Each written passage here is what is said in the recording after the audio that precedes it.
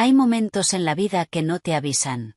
No llegan con señales de advertencia ni con música dramática de fondo. Llegan en medio de una sala de reuniones con luz fluorescente, con el olor a café rancio del martes por la tarde, mientras alguien habla y tú de repente te das cuenta de que lo que está diciendo va dirigido a ti. Y que lo dice en serio. Ese fue mi momento. Y hoy te voy a contar exactamente cómo pasó. Sin adornos, sin exageraciones. Porque la historia, tal como fue, ya es suficiente. Era una reunión de proyección de fin de trimestre. De esas que en teoría duran 45 minutos y siempre terminan siendo 2 horas porque alguien trae un PowerPoint con demasiadas diapositivas y nadie quiere ser el primero en decir que ya es tarde. Llevaba 5 años en esa empresa. 5 años vendiendo software de gestión empresarial a clientes corporativos, es decir, a empresas medianas y grandes que necesitan herramientas para organizar sus procesos internos. No es un producto fácil de vender. No es algo que alguien compra por impulso. Son contratos largos, negociaciones lentas, decisiones que involucran a directores financieros, a equipos legales, a juntas que se reúnen cada 2 meses. Cada venta puede tardar entre 6 meses y 1 año en cerrarse. Y yo llevaba 5 años siendo de las que más cerraban. Ese trimestre tenía el pipeline más alto del equipo. El pipeline, por si no estás familiarizada con el término, es básicamente el valor total de todas las oportunidades de venta que tienes activas en ese momento. Es la suma de todo lo que podrías cerrar si las negociaciones van bien. El mío ese trimestre rozaba los $2 millones en oportunidades abiertas, con 3 contratos en fase muy avanzada.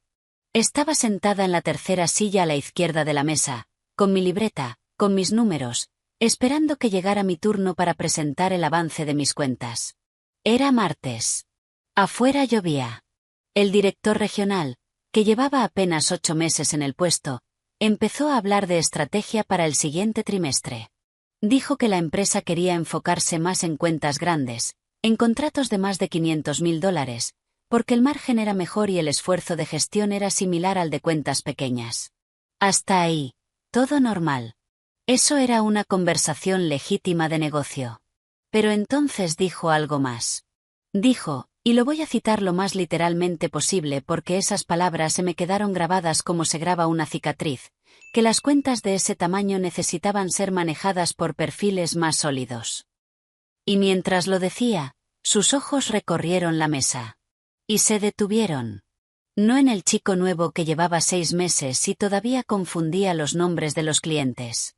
No en el compañero que había perdido 2 contratos grandes ese año. En mí. Perfiles más sólidos. Nadie dijo nada. Hubo un silencio de esos que pesan. Algunos miraron sus libretas. Uno de mis compañeros carraspeó. La única otra mujer en la sala, que estaba en el equipo de soporte, me miró un segundo y luego apartó la vista. Yo no dije nada tampoco. No porque no tuviera que decir. Tenía muchísimo que decir. Tenía 5 años de números que decir. Tenía el pipeline más alto del equipo que decir. Tenía 3 contratos en negociación avanzada con empresas de más de 500 empleados que decir. Pero no lo dije. Me quedé quieta, con la espalda recta, la cara neutral, y dejé que el silencio hiciera su trabajo. La reunión continuó. Se siguió hablando de proyecciones, de territorios, de cuotas para el siguiente trimestre. Yo participé cuando me tocó, presenté mis números con calma, respondí las preguntas que me hicieron. Nadie volvió a mencionar lo que había dicho. Actuaron como si no hubiera pasado, como esas situaciones incómodas que todos deciden enterrar en tiempo real porque nadie quiere ser el responsable de sacarlas a la luz. Cuando terminó la reunión, recogí mis cosas, salí de la sala, fui a mi escritorio, abrí el correo interno y busqué el contacto de recursos humanos. Pedí mi carta ese mismo día. Si estás viendo esto por primera vez, bienvenida.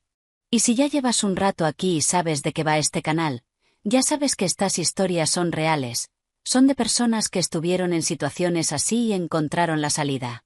Dale like si ya intuyes cómo termina esto, y quédate, porque apenas vamos empezando. Para entender por qué lo que dijo ese director fue tan absurdo como injusto, tengo que contarte un poco lo que había construido en esos 5 años. No para presumir, sino porque creo que es importante que entiendas el contexto exacto. Entré a esa empresa con experiencia previa en ventas de tecnología. No era nueva en el sector. Ya había trabajado en una empresa más pequeña cerrando contratos medianos, y cuando llegué ahí, llegué con cartera propia, con metodología, con hábitos de trabajo que había desarrollado sola porque nadie me los enseñó. En ese mundo, nadie te enseña a vender. O lo traes o lo aprendes golpeándote, y yo lo había aprendido de las dos formas. En mi primer año cerré 4 contratos. En el segundo, 7. Para el tercer año ya era la ejecutiva con la tasa de retención de clientes más alta del equipo, lo que significa que mis clientes no solo compraban una vez sino que renovaban, que ampliaban, que me recomendaban a otras empresas dentro de su sector. Ese tipo de relación con los clientes no se construye mandando correos bonitos. Se construye siendo la persona que llama cuando hay un problema aunque no sea tu problema. Se construye aprendiendo el negocio del cliente, no solo tu producto. Se construye estando disponible cuando hay una crisis interna en la empresa del cliente y necesitan a alguien de confianza al teléfono a las 7 de la tarde. Se construye con años de presencia, de consistencia, de hacer lo que dices que vas a hacer. Tenía clientes que me enviaban mensajes en fechas señaladas. Tenía directores financieros que me copiaban en correos internos porque confiaban en mi criterio sobre cómo presentar la propuesta de valor a su propio equipo. Tenía un cliente en el sector industrial que me había dicho, literalmente, que si muy probablemente no habrían renovado el contrato el año anterior porque el proceso de implementación había tenido problemas y yo había sido la persona que medió entre su equipo y el equipo técnico de la empresa hasta que todo se resolvió. Eso no está en ningún reporte. No hay una columna en el Excel de ventas que diga horas invertidas en salvar una relación comercial a punto de romperse. No hay una métrica para clientes que renovaron por confianza personal y no por características del producto.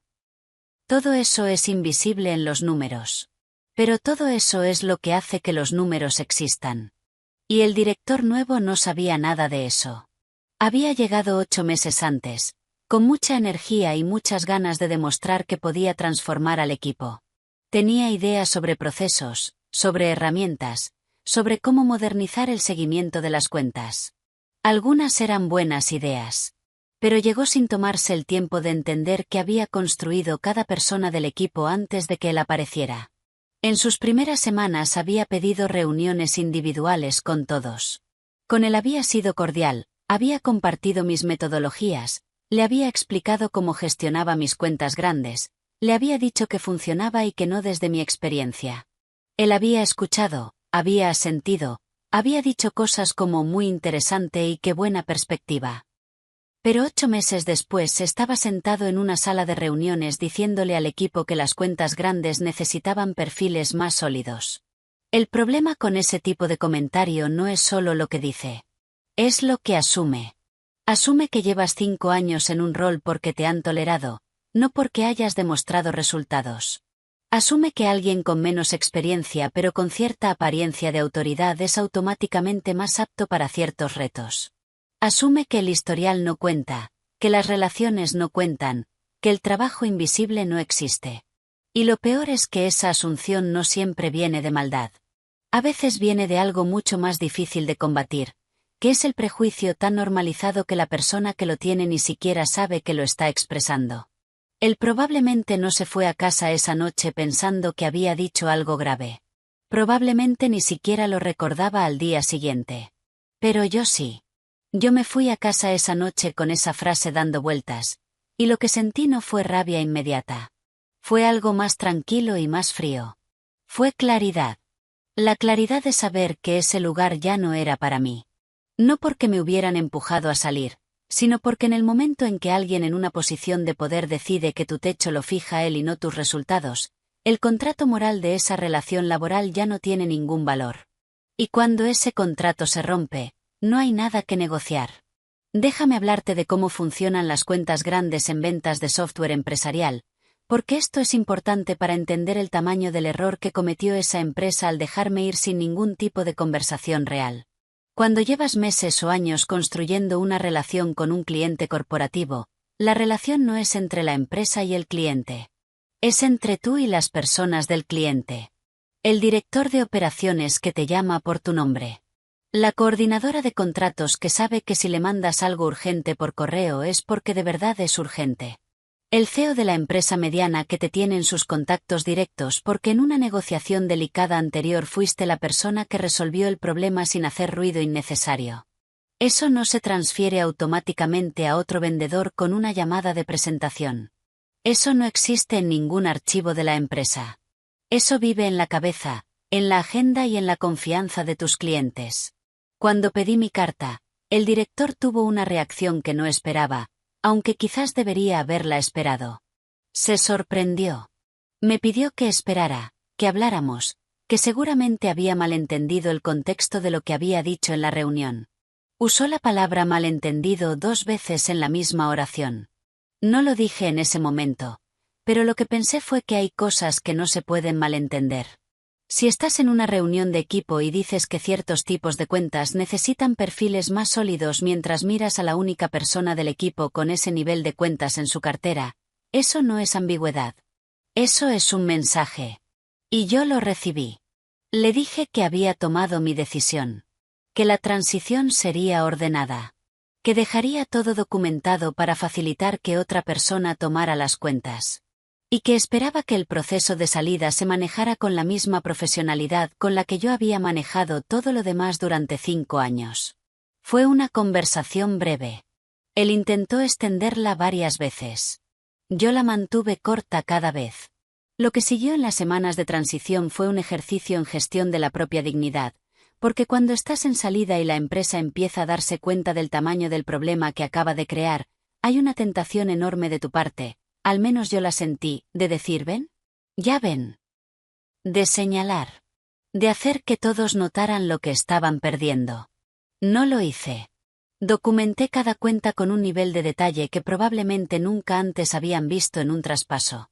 Historia de la relación, puntos sensibles del cliente, preferencias de comunicación, próximos pasos acordados, riesgos potenciales, contexto de las negociaciones en curso. Para cada una de mis cuentas principales escribí un documento que era básicamente un manual de cómo no arruinar lo que yo había construido. Lo hice por mis clientes, no por la empresa. Porque esas personas habían confiado en mí y merecían que su relación comercial se gestionara con cuidado aunque yo ya no estuviera ahí. Pero también lo hice porque quería irme sin deberle nada a nadie. Sin que nadie pudiera decir que había saboteado algo, que había dejado las cosas incompletas, que mi salida había sido poco profesional. Quería que mi nombre quedara limpio en ese lugar, no porque me importara la empresa, sino porque me importaba yo. El último día fui, entregué todo, me despedí de las personas que me importaban, y salí por la puerta. No hablé mal de nadie. No escribí ningún post de LinkedIn con indirectas. No le conté a nadie del sector lo que había pasado. El director siguió existiendo en esa empresa sin ningún impacto externo inmediato por lo que había hecho. Hay gente que me pregunta si eso me resultó difícil. Si no quería hacer ruido, si no quería que supiera el sector lo que ese hombre había dicho. La verdad es que no. Y no porque sea una persona particularmente noble o porque no me importara. Me importó mucho. Sino porque entendí algo en ese momento que creo que es uno de los aprendizajes más importantes que puedo compartir contigo. El ruido que haces cuando sales de un lugar dice tanto de ti como los años que pasaste dentro. Y yo quería que mi salida dijera lo mismo que mis 5 años habían dicho. Que yo era alguien en quien se podía confiar. Lo que pasó en los meses siguientes lo supe de manera fragmentada. A través de llamadas de antiguos compañeros que me buscaron porque necesitaban hablar con alguien. A través de mensajes de clientes que de repente estaban confundidos sobre quién era su nuevo punto de contacto. A través de detalles que llegaban sueltos y que yo iba ordenando en mi cabeza como si fueran piezas de un rompecabezas que no había pedido armar. El reemplazo en mis cuentas no fue uno, fueron 3 personas en rotación durante los primeros 2 meses, porque aparentemente nadie quería hacerse cargo del volumen de trabajo que implicaba gestionar bien ese nivel de cartera. Uno de mis compañeros me escribió a los 6 semanas de mi salida para decirme que el cliente más grande que yo tenía había pedido una reunión urgente porque estaba evaluando no renovar el contrato, algo que según él era impensable 6 meses antes. Una de las negociaciones que yo tenía en fase avanzada, un contrato que estaba a semanas de cerrarse con una empresa del sector logístico, se perdió. El cliente había confiado en el proceso porque confiaba en mí. Cuando cambió el punto de contacto y la persona nueva no tenía el contexto ni las herramientas para continuar desde donde yo había dejado, el cliente simplemente decidió que no era el momento y postergó indefinidamente. Ese contrato valía $320.000. El director, según me dijeron, había asignado las cuentas grandes a 2 compañeros hombres del equipo. Uno de ellos tenía menos años en la empresa que yo y un historial de cierre significativamente inferior. El otro era bueno en lo suyo, pero sus cuentas habían sido históricamente de tamaño medio. Ninguno de los dos había gestionado antes el nivel de relaciones corporativas que yo había construido. No los culpo a ellos. Ellos hicieron lo que pudieron con lo que tenían. El problema no era su capacidad, sino la lógica que había llevado a esa decisión de asignación. Y mientras todo eso pasaba en la empresa que había dejado, yo estaba armando la mía. Voy a ser honesta sobre este periodo porque creo que si no lo soy, la historia queda incompleta. Salir de un trabajo donde llevabas 5 años, aunque la salida sea tu decisión y aunque tengas claridad absoluta sobre por qué lo haces, tiene un costo emocional que no se puede ignorar. Esa empresa había sido una parte enorme de mi vida profesional. Las personas de ese equipo, muchas de ellas, me importaban. Los clientes me importaban. El trabajo me gustaba. Hubo noches en las que me pregunté si había tomado la decisión correcta. No porque dudara de lo que había pasado en esa sala de reuniones, sino porque el miedo al futuro es completamente independiente de la claridad del pasado. Puedes saber con total certeza que hiciste lo correcto y aún así quedarte despierta a las 2 de la mañana calculando cuánto tiempo tienes antes de que el dinero se acabe. Registré mi empresa en el primer mes. Era una consultora de ventas estratégicas para empresas de tecnología, básicamente el mismo trabajo que había estado haciendo pero como asesora externa, ayudando a empresas medianas a construir sus procesos de ventas corporativas o directamente gestionando sus cuentas grandes de manera externa. El modelo tenía sentido porque yo sabía exactamente qué necesitaban esas empresas porque había sido la persona que lo necesitaba del otro lado durante años. Los primeros 2 meses fueron lentos. Tuve reuniones. Tuve conversaciones exploratorias. Tuve propuestas que enviaba y de las que no recibía respuesta inmediata. Hubo semanas en que mi calendario tenía más espacios vacíos que llenos, y aprendí a tratar esos espacios vacíos como tiempo de construcción y no como evidencia de fracaso, aunque no siempre fue fácil mantener esa perspectiva. Actualicé mi perfil de LinkedIn con discreción. No publiqué nada llamativo. No anuncié mi salida con grandilocuencia. Simplemente actualicé que estaba disponible para proyectos de consultoría y puse una descripción clara de lo que hacía. Y entonces pasó algo que no había calculado aunque, en retrospectiva, quizás debería haberlo calculado. A las 3 semanas de actualizar mi perfil, recibí un mensaje de uno de mis clientes más antiguos. Era el director de operaciones de una empresa manufacturera con la que había trabajado casi 3 años. Había visto el cambio en mi perfil, había intentado contactarme a través de la empresa y no había obtenido respuesta clara sobre mi situación, y me escribió directamente. El mensaje era sencillo. Decía que si estaba disponible para trabajar con ellos de manera directa, tenían proyectos para discutir.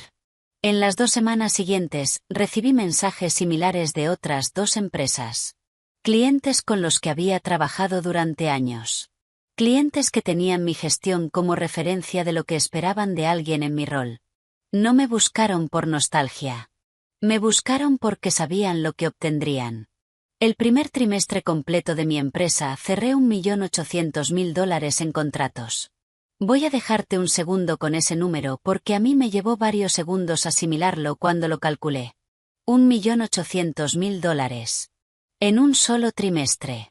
Desde una empresa que tenía 3 meses de existencia, sin estructura corporativa detrás, sin equipo de marketing, sin presupuesto de captación de clientes. Solo yo, mi metodología, y relaciones que había construido durante años de trabajo consistente y honesto.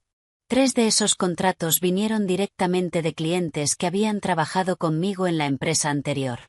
Fueron ellos los que me buscaron. Fueron ellos los que tomaron la decisión de seguir trabajando conmigo aunque eso significara cambiar de proveedor o negociar una estructura de contratación diferente.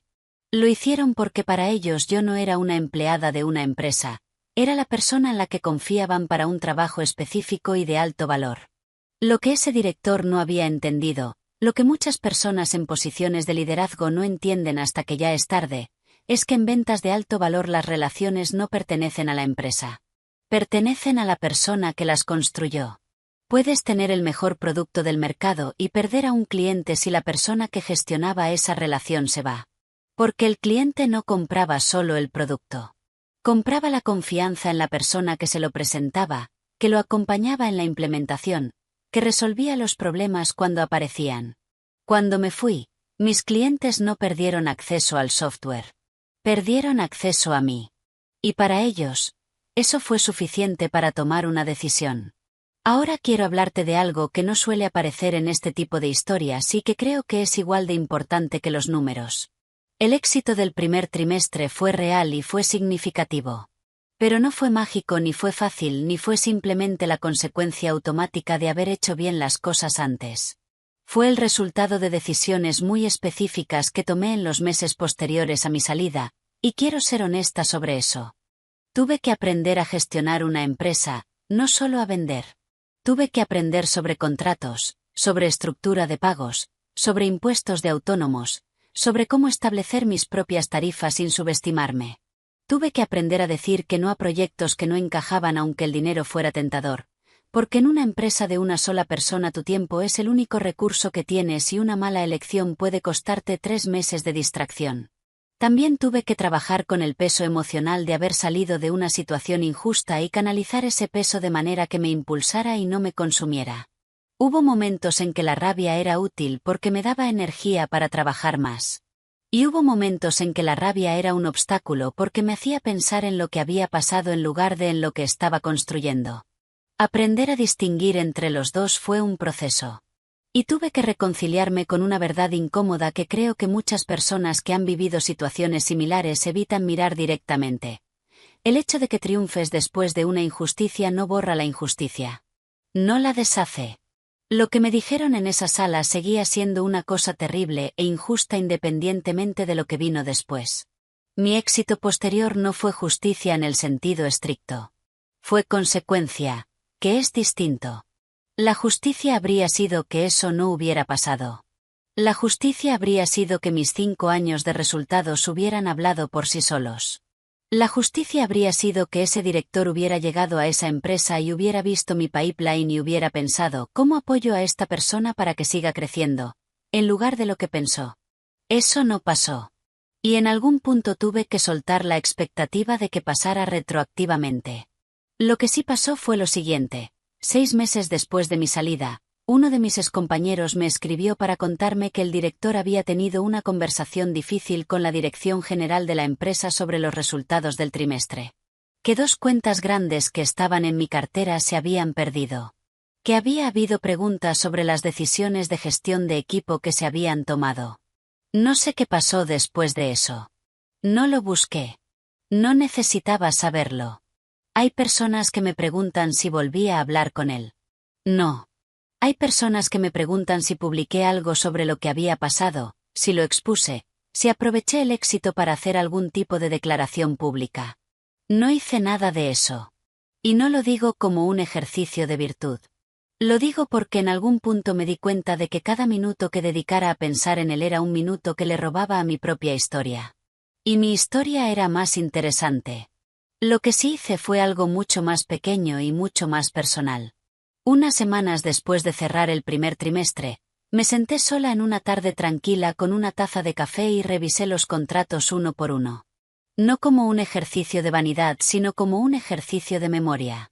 Recordé las conversaciones que había tenido con cada uno de esos clientes. Recordé los momentos difíciles en cada relación. Recordé las veces que había tenido que volver a empezar cuando una negociación se complicaba. Recordé todo lo que había construido y que en su momento había sido invisible para las personas equivocadas. Y luego lo cerré. No el archivo. La historia. Porque el objetivo nunca fue demostrar nada. El objetivo era seguir haciendo lo que sabía hacer, pero esta vez en un lugar donde mi trabajo pudiera ser completamente mío. Han pasado ya varios meses desde ese primer trimestre. Mi empresa ha crecido. He incorporado a una colaboradora que trabaja conmigo en gestión de cuentas. Tengo conversaciones con empresas nuevas cada semana. El perfil de trabajo que alguien decidió que yo no podía manejar es ahora exactamente el centro de mi modelo de negocio. Y a veces, cuando estoy en una reunión con un cliente nuevo y veo que la conversación fluye, que hay confianza, que están tomando notas porque lo que digo les hace sentido, pienso en aquella sala de reuniones con luz fluorescente y café rancio. Y pienso que a veces las puertas que se cierran no se cierran para atraparte. Se cierran para que entiendas que llevabas demasiado tiempo esperando permiso para abrir las tuyas. Si llegaste hasta aquí, gracias. En serio. Estas historias existen porque hay personas que las han vivido y porque hay personas como tú que vale la pena contarlas. Si esta te resonó, si conoces a alguien que está pasando por algo parecido o si simplemente quieres que sigamos trayendo historias así, déjalo en los comentarios, suscríbete si todavía no lo has hecho, y compártelo con alguien que necesite escuchar hoy que el trabajo honesto siempre encuentra su lugar. Termino con esto. No te estoy diciendo que salir de un trabajo donde te han subestimado sea fácil. No te estoy diciendo que siempre va a terminar con $1.800.000 en el primer trimestre. Cada historia es diferente y el camino nunca es tan lineal como suena cuando alguien lo cuenta desde el final. Pero si te digo esto, cuando alguien en una posición de poder decide que tu techo lo fija él, esa es información. Información sobre ese lugar, sobre esa persona, y sobre qué tan lejos puedes llegar si dejas de pedirle permiso. Úsala.